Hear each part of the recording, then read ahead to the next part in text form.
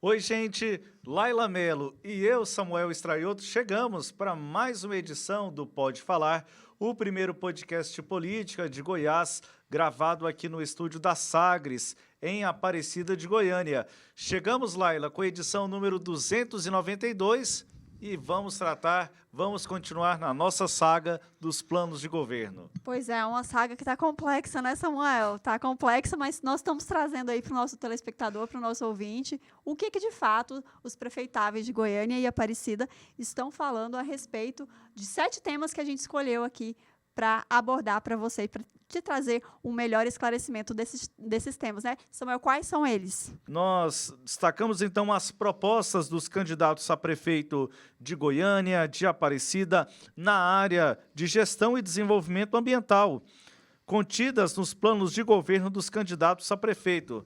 São os temas desta edição do Pode Falar. Laila, esta é a terceira edição do Pode Falar, em que estamos analisando os planos de governo, conforme destacamos aqui na abertura. Já falamos sobre alguns temas, hoje vamos avançando, destacando então as propostas dos prefeitáveis na capital, em Aparecida, na temática ambiental. E hoje o destaque para o desenvolvimento sustentável. Pois é, um tema extremamente importante, né? E que a gente aqui na Sagres se volta a essa temática. Vamos falar, então, de serviços à população? Bora. Agora a gente tratando aqui de gestão ambiental na cidade de Aparecida de Goiânia. E eu começo, Laila, destacando o candidato William Panda, na cidade de Aparecida. Entre os diferentes pontos que ele apresentou, eu destaco 4 aqui para a nossa análise.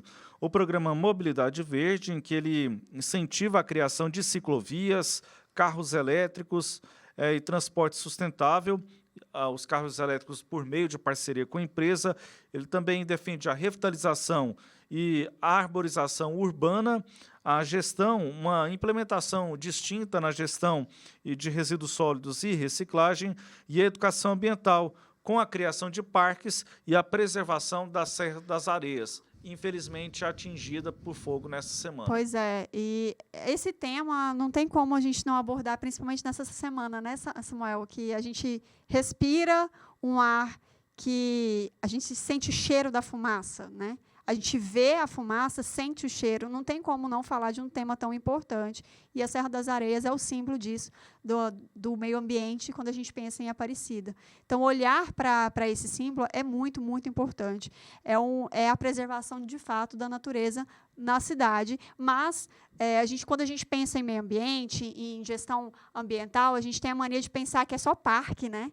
Que a gente vai falar só de parque. Não. A gente vai falar de outras temáticas também, e uma temática muito importante, que a gente vai falar depois, ao final das nossas análises, de candidato a candidato, é a questão da educação ambiental.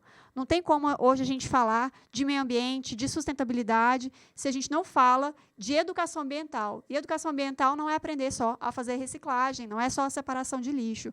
A gente tem vários outros pontos, quando a gente pensa nisso, que é desde a educação dos pequenininhos, a educação dos mais velhos, das pessoas que já estão idosas, para pensar em como viver bem com a natureza. Porque não tem como a gente não associar uma coisa à outra, né? Então, ele já traz esse ponto de educação ambiental, fiquei contente. A gente vê algum caminho na questão das políticas públicas nesse sentido. Quando você for falar em educação ambiental, farei a minha observação sobre as propostas aqui do candidato, que inclusive foi entrevistado no Sistema Sagres há poucos dias.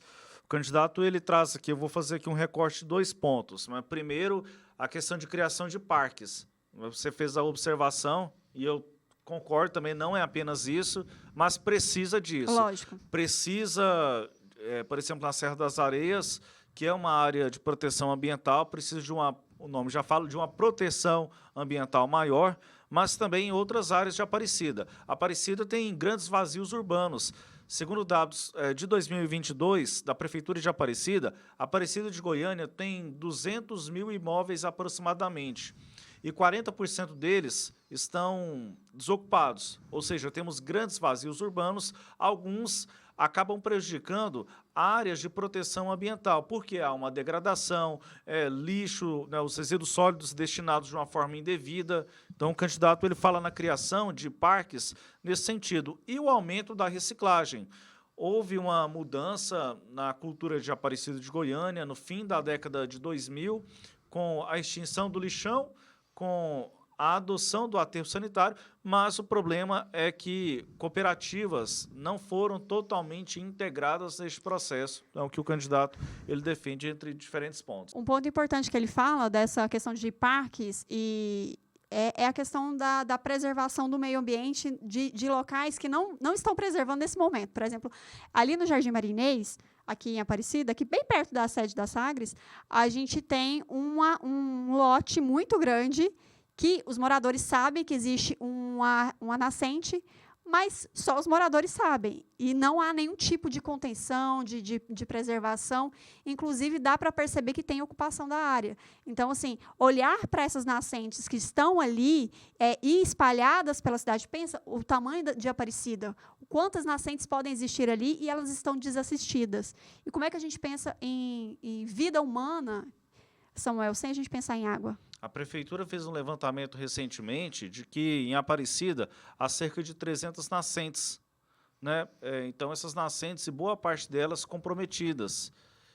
Essa é uma delas, certamente. Exatamente. Mas aí tem um caso que ele aponta aqui, que eu achei interessante também, a questão da mobilidade. Porque quando a gente fala em mobilidade urbana, a gente tenta, às vezes, pega e retira desse local de meio ambiente. A gente está falando sobre meio ambiente, né, Samuel? A gente está falando sobre meios de transportes mais sustentáveis, que não vão utilizar aí, combustíveis fósseis.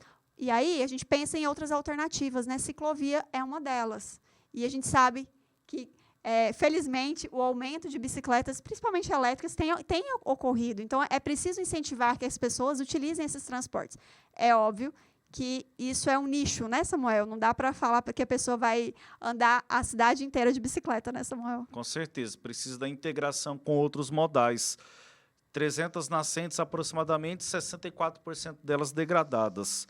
O candidato Leandro Vilela, ele fala sobre a universalização do sistema de água e esgoto, ponto que nós questionamos ele em entrevista aqui no Sistema Sagres.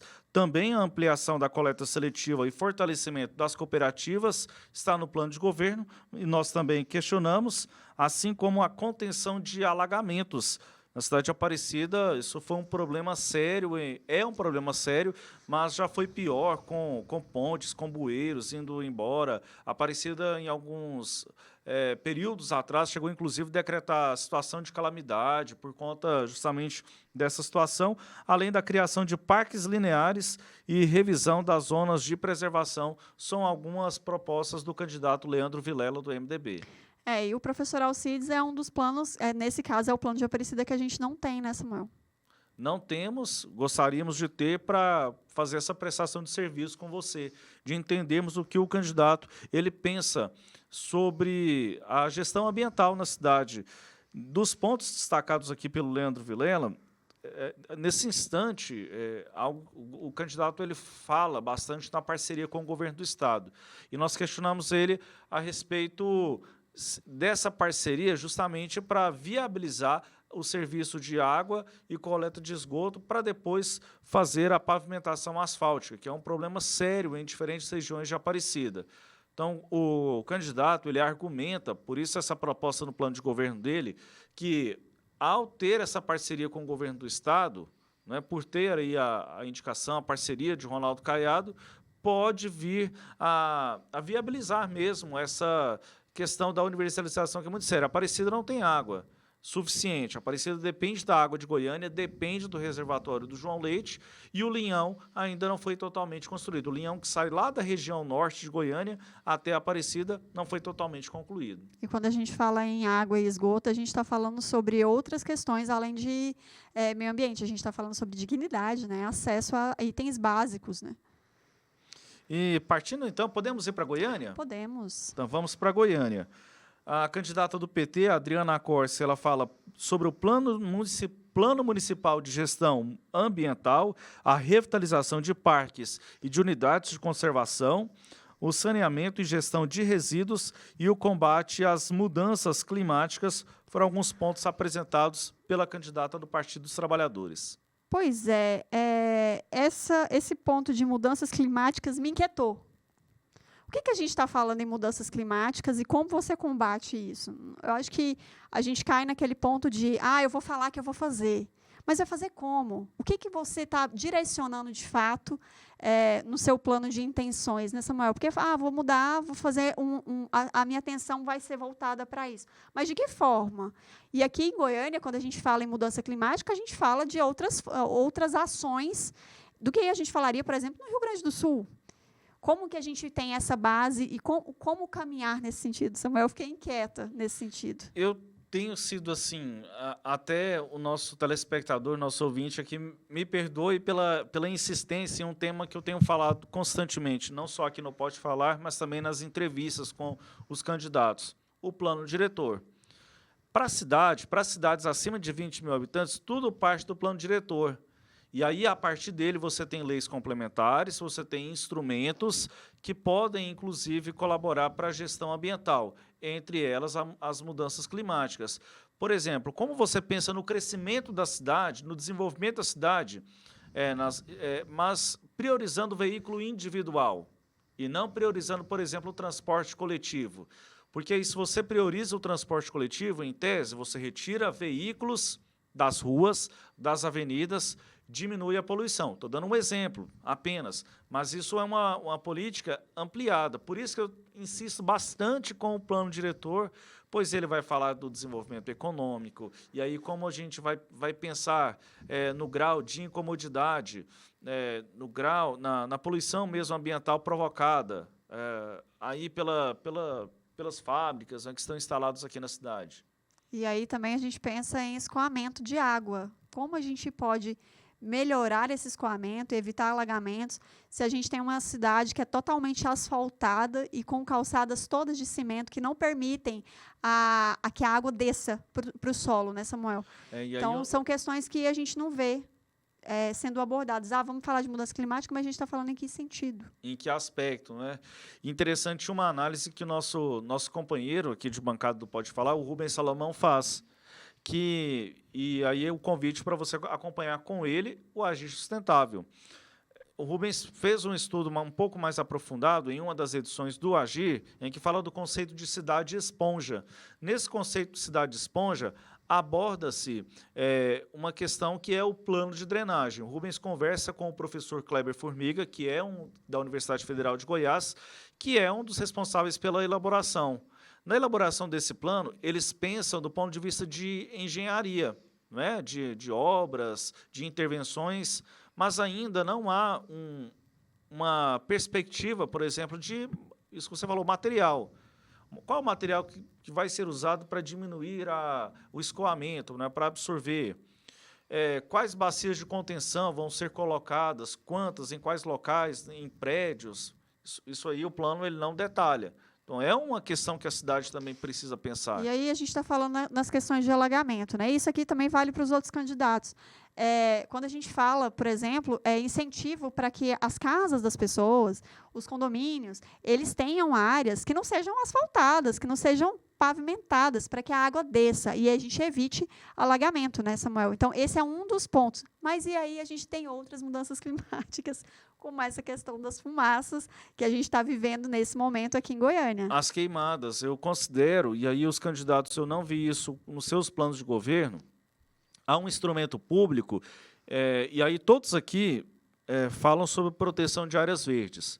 Mas, ao mesmo tempo, tanto nos lotes privados há essa legislação, o proprietário que não limpar, a prefeitura faz a aplicação progressiva ali do imposto, né, do ITU progressivo. Mas é a limpeza, não é um incentivo para que ele, por exemplo, plante alguma coisa naquele slot. Não, mas só para manter limpo.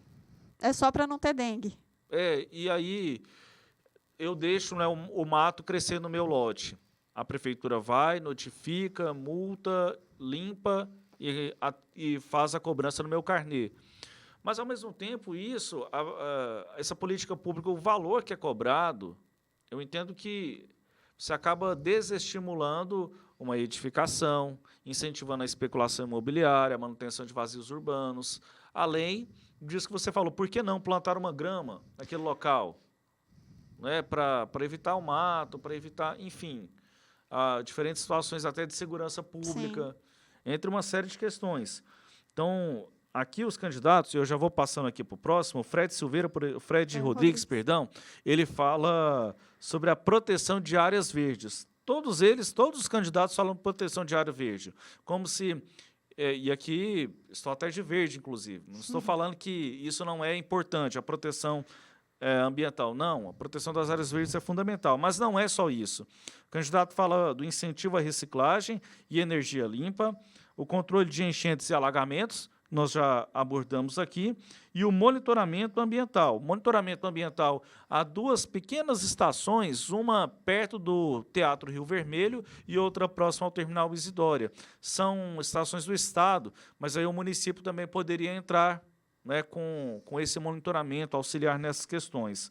Sobre a questão da reciclagem, o problema não vai ser resolvido enquanto a questão do aterro sanitário ela não for enfrentada e enquanto não aumentar o percentual de material reciclado aqui em Goiânia, em torno de 6% hoje. Tudo que é produzido, 6% vai para a coleta seletiva. É pouco. Então, o lixo que eu separo na minha casa, não é garantia que ele vai chegar de forma separada lá para as pessoas que fazem essa separação e ganham a vida com isso. Pouco provável. Há o dia da coleta seletiva que passa, mas boa parte do lixo, e aí é uma cultura nossa, sociedade, ele é misturado. Ele misturado vai parar no aterro. Vai parar no aterro, tudo aquilo ali vai ser misturado. Né? Vão jogando terra em cima ali de lixo, mais lixo. A gente percebe... Né? Quando eu fui ao aterro sanitário no ano passado, fui uma vez para fazer uma visita, para entender um pouco mais a fundo sobre isso e percebi.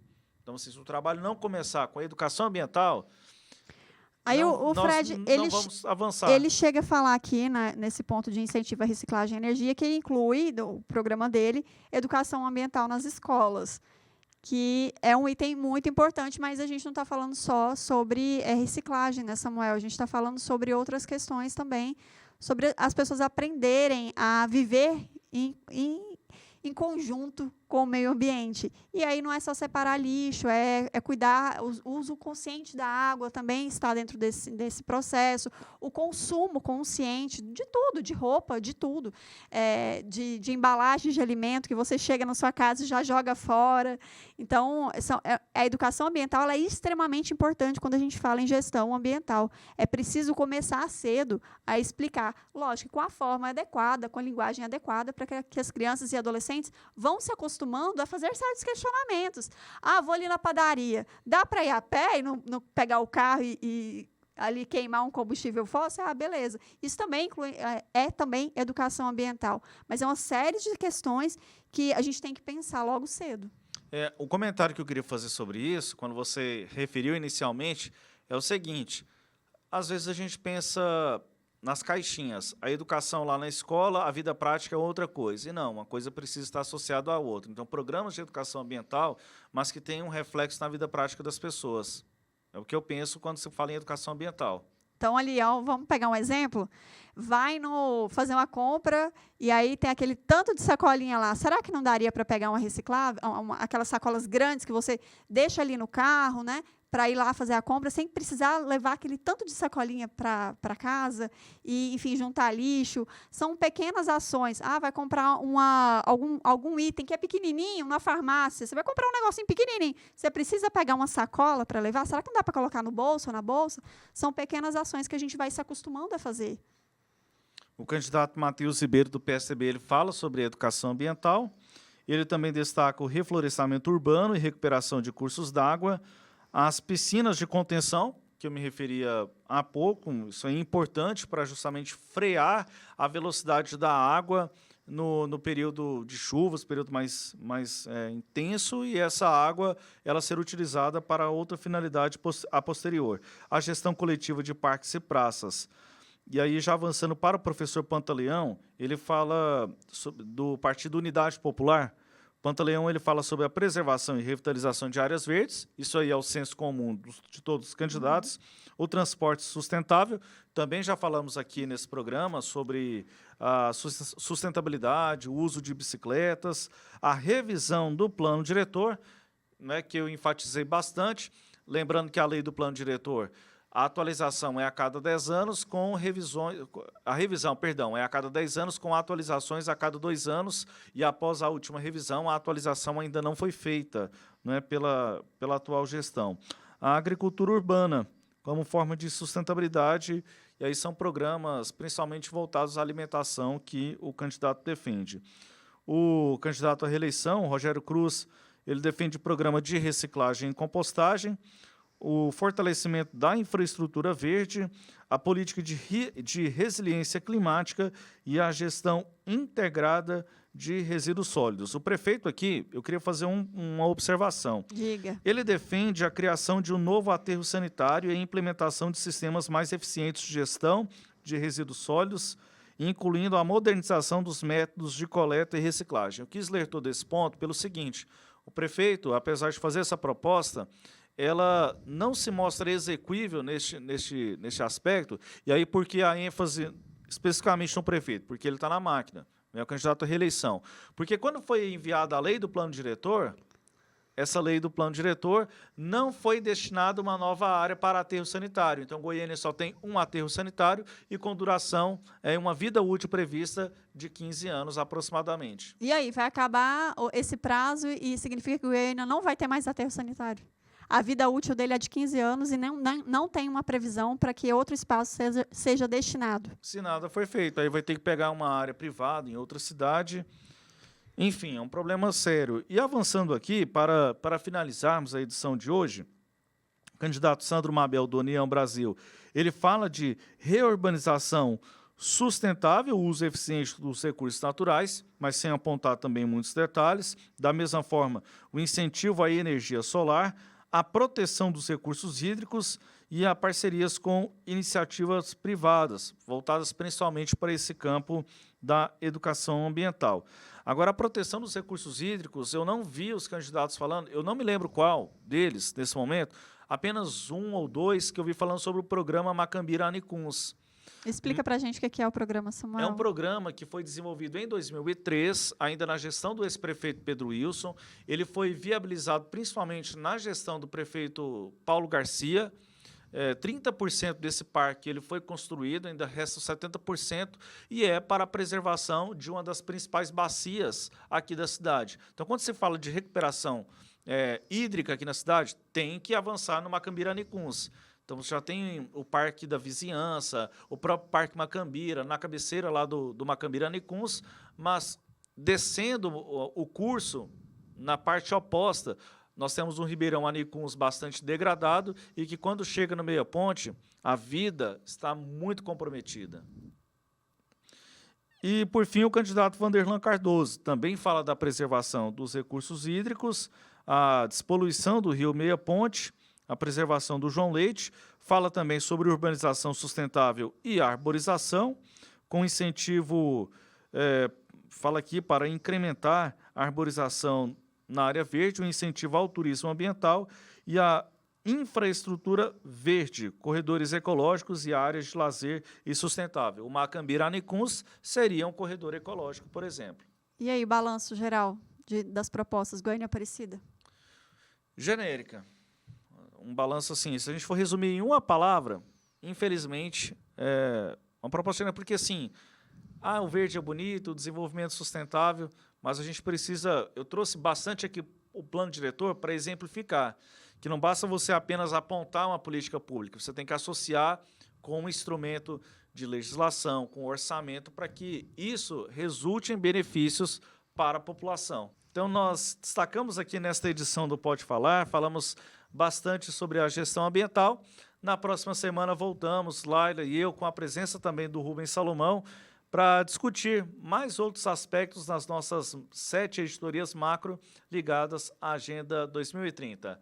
Tchau, Laila, até a próxima edição. Tchau, Samuel, tchau você aí de casa, a gente se encontra. Tchau, gente, até semana que vem.